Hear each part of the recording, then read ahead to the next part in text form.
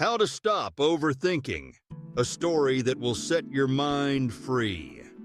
Your thoughts can either be the roots that ground you or the chains that hold you back. It's not the weight you carry that destroys your peace. It's how long you carry it. This is the story of a boy who learned to stop thinking and start living. In a peaceful village, surrounded by whispering trees and golden fields, there lived a boy with a mind that never knew silence. While the world around him moved slowly, like the river that flowed behind his house, his thoughts raced without end. He was bright, curious, even kind-hearted. But there was one thing he couldn't control. He overthought everything. If someone laughed after he spoke, he wondered if they were mocking him. If a friend didn't wave back, he imagined they were angry. If he made a mistake, he replayed it 100 times, rewording what he could have said, reliving the shame, rewriting the outcome. Small things became monsters in his mind. And though he was just a child, his spirit felt tired. He couldn't sleep. He couldn't focus.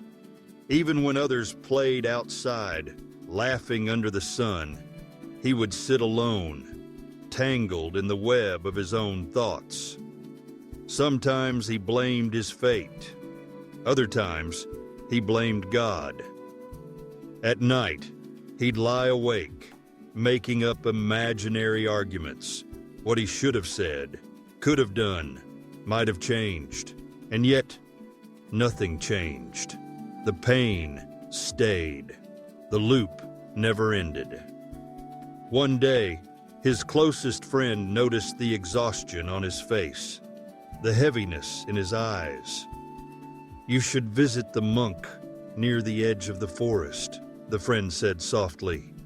"They say he helps people who are trapped in their own minds." Desperate for peace, the boy went. He found the old monk seated beneath a large banyan tree, calm as the sky before dawn.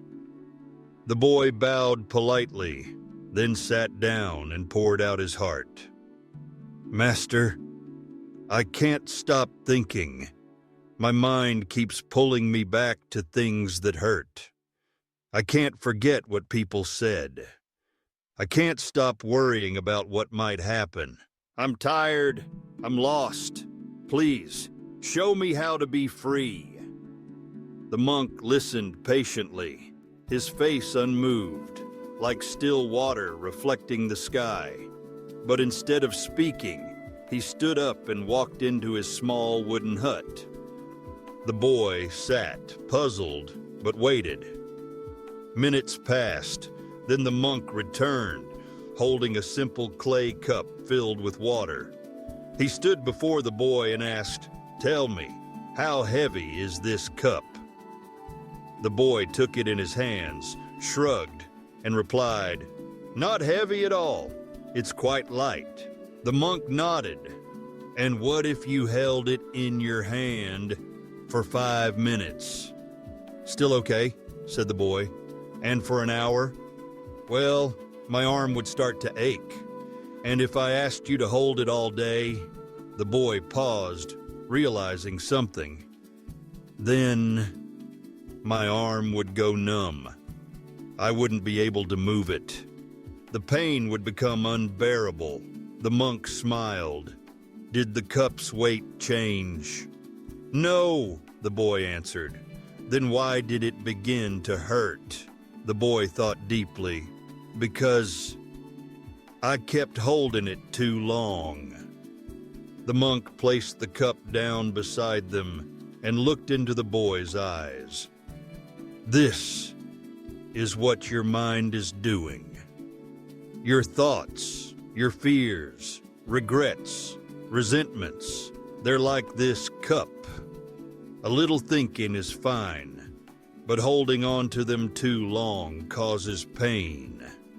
The problem is not the weight of the thought, but the time you spend carrying it. In life, the monk continued, pain is part of the journey. You will be hurt. You will make mistakes. But suffering is optional. When you cling to old pain, you bleed from wounds that no longer exist. When you replay the past, you miss the present. When you fear the future, you miss the gift of now. He reached out and poured the water onto the roots of the tree. Let go.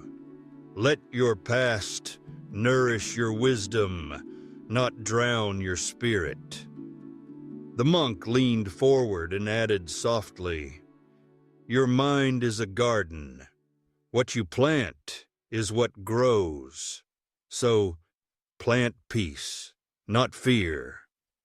Plant hope, not regret. Pull out the weeds of guilt and doubt before they take over. Stop overthinking. Start living.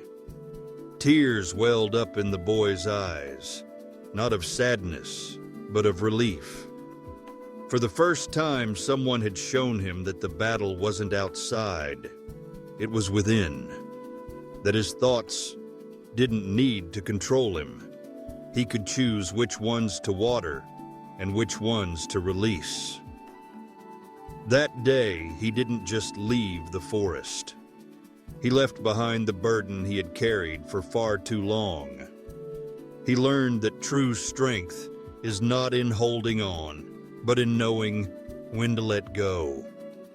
That peace isn't found in solving every problem, but in making peace with the ones you cannot solve. And from that day forward, whenever his thoughts tried to trap him, he remembered the cup, and he let it go. If your mind ever feels heavy, remember this story. You don't have to hold on to every thought. Let go of what hurts. Hold on to what heals. And if this story touched something in your heart, subscribe to Whispers Within, where stories speak to your soul and silence becomes your sanctuary.